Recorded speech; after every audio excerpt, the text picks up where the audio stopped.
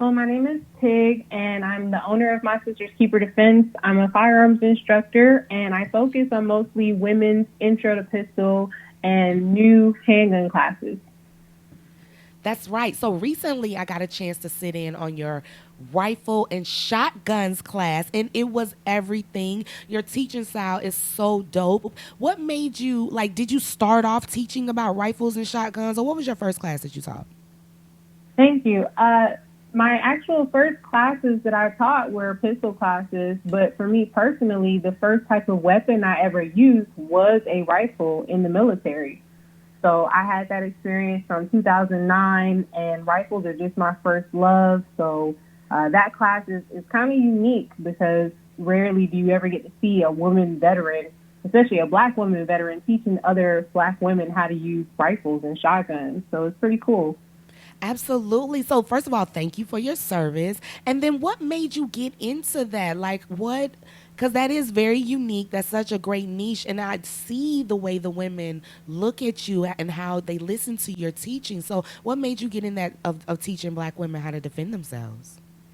Well, in 2016, I was getting out of the military and I needed a job. You know, that transition to civilian life can be difficult for a lot of veterans. And I had a friend who was in the military with me who managed a gun range in Atlanta. And he always told me, hey, Tig, if you need a job, I got a place where you can come and work. You know, you'll be around other veterans and it's a fun environment. And I decided to take him up on his offer. And working at the gun range kind of opened my eyes to the whole Second Amendment community and the whole gun rights and self defense world that I wasn't really aware of. And I thought, hey, this is probably a good thing for me to get into and take seriously because there's not a lot of black women representing in the gun industry. And, you know, I did that. I wanted to be the change I wanted to see and started teaching classes. I love it. And you're so necessary and so needed. Why do you think there isn't a lot of representation of black women, especially with black women being the fastest group of gun owners? Why do you think that number is so limited? Well, I think there's several reasons. One, there's a stereotype associated with being just a black woman, you know, take away the guns, just a black woman in America. There's a stereotype that we're angry and we're irrational. And I think that deters a lot of black women from wanting to participate in the gun activities because they don't want having a firearm to make them seem more aggressive. You know, they don't want to feed into that already angry black woman stereotype. And another reason is pure racism. In this country, Black Americans have been literally denied access to firearms and stripped from being gun owners. And that goes all the way back to slavery and post slavery. You know, there have been laws that prohibit us from carrying firearms. So that's why a lot of Black women, they don't feel like the firearm industry is for them because historically speaking, it wasn't designed for us anyway.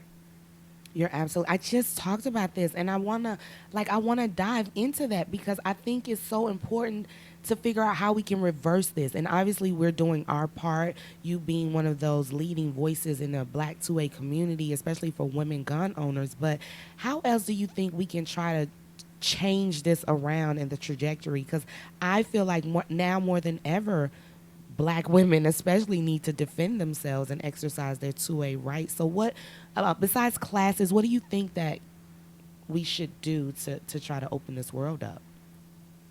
I think we have to walk the walk and talk the talk. So there are a lot of Black women gun owners, but rarely do we talk openly and candidly about gun ownership amongst our friends and family members. It's kind of taboo. It's something that a lot of people don't want to talk about or share their experiences.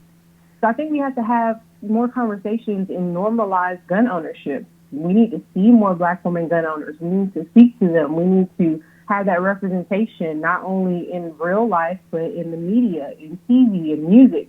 We need to see responsible gun owners that are Black because so far we're seeing stereotypes about being a Black gun owner, which is you're automatically a criminal or you're a thug or you're less than because you're a gun owner and you're Black. So I think the only way to reverse that is to completely normalize gun ownership in our friends, families, and communities. Absolutely. So, in an ideal world, because obviously I'm not sure, but are you keeping up with legislation? Do you keep up with that and the call for the ban on the AR-15s from President Biden? Yes, it's something that, has been proposed off and on for what the last 20 years. I think going back to the Bill Clinton assault rifle ban, and every election, every time there's a new president, this topic comes up. I honestly feel like at this point, we just have to kind of stay the course. I think sometimes people in the 2A community, we get very wrapped up in trying to convince people, hey, you need to support this because of all of these reasons. And instead of doing that, what we should do is the people who are already interested and already on board and already understand the purpose of gun ownership, we should be talking to those people and getting them the education and training they need. Because again, walk the walk, talk the talk. The more gun owners there are, the more educated people there will be, and the less we'll have to worry about these bans purely based off of misinformation.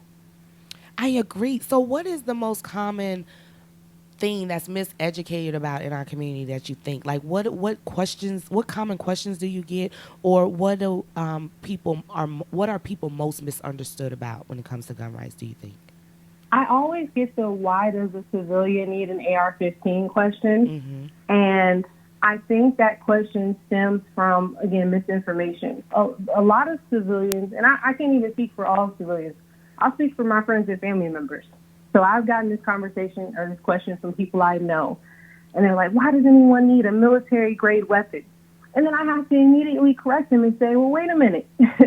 That AR-15 rifle that you got from the store is not military grade, right? It looks very similar to the M4s you had in the military, but it's not the same thing.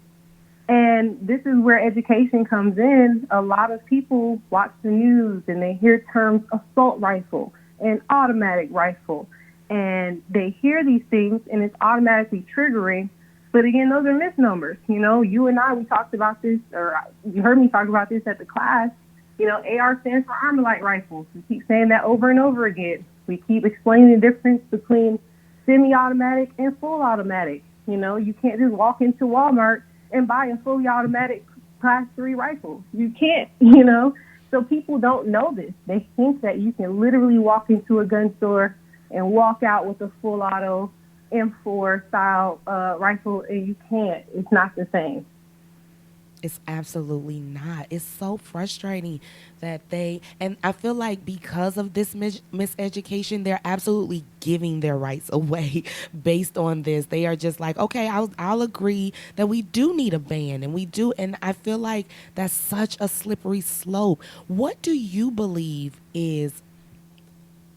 what is 2A rights to you? I want to know from Tig's perspective what you think 2A rights are. I mean, me personally, 2A, the Second Amendment goes back to our Constitution.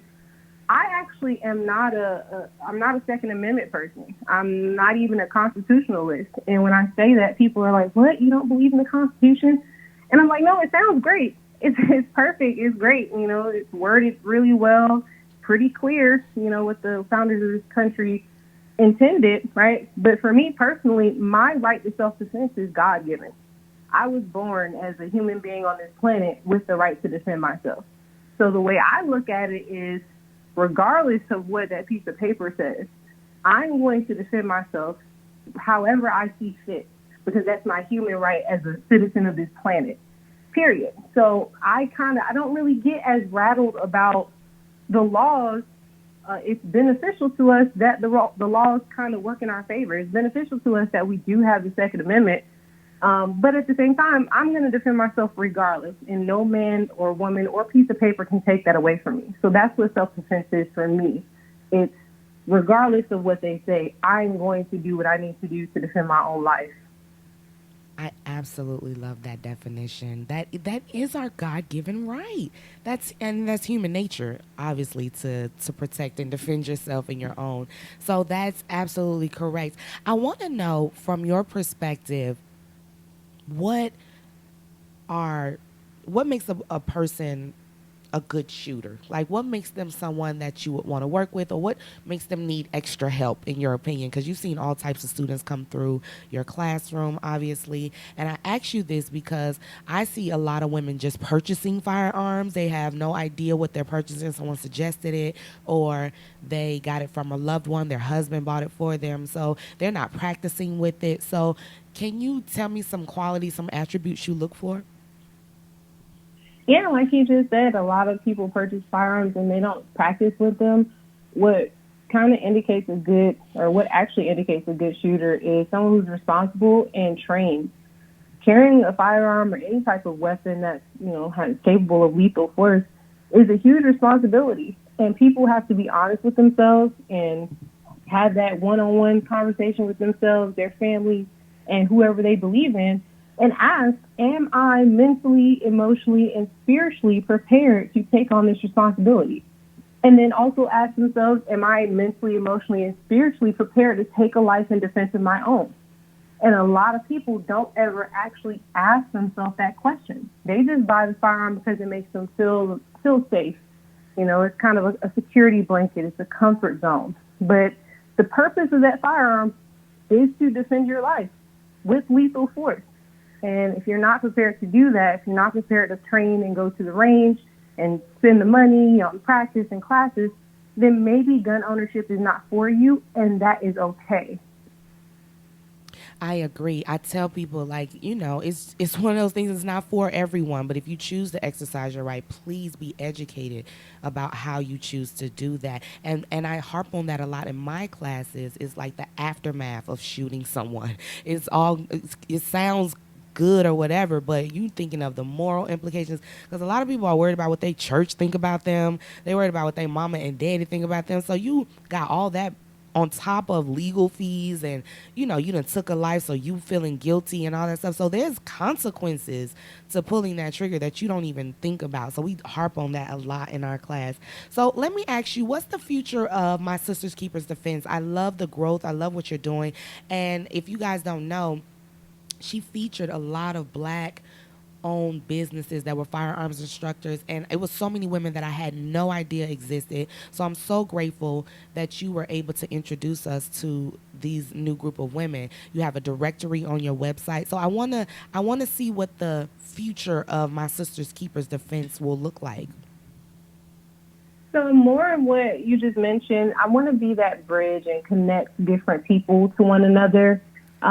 In pretty much any industry where there is a Black community, there's usually a lot of divisiveness. And I see that in the Black gun industry. It's a lot of competitiveness, it's a lot of ego, and I want to do the exact opposite of that. I want to bring us all together, figure out how we can pull resources together to build each other up and keep growing. We can get so much more accomplished together than we can individually. And this is something I talked about with you previously, is, gun ranges and firearms manufacturers. All together, all few 300 of us that I know of, we can put our money together and own our own franchise of gun ranges, right? Like, why aren't we doing that? Why don't we have our own firearm manufacturing company or ammo manufacturing? Stuff like that is something that we keep complaining there's no Black representation, but we need to figure out how to get our foot in the door so we don't have to complain. So that's the future of My Sisters Keeper Defense, is creating those bridges, making sure those networking events happen, like iron sharpens iron, and making sure that we are actually getting solutions to the problems that we currently are facing. I love it. I absolutely love it. And so it shall be. And so it shall be, because I see the vision and I see what we can do when we work together. Tig, can you please tell them where they can find you so that we can make sure that they always keep it locked with you? Yes, so you can find me. I'm mostly active on Instagram under My Sisters Keeper Defense, and it is the same on Facebook. My website is also mysisterskeeperdefense.com. Perfect. Thank you so much for calling in, Tig. I can't wait to see you next time, and I can't wait for us to have a follow-up conversation so we can build these ranges, okay? I hope you have an amazing rest of your week, my love. Thanks, you too. Thanks for having me. Of course, of course.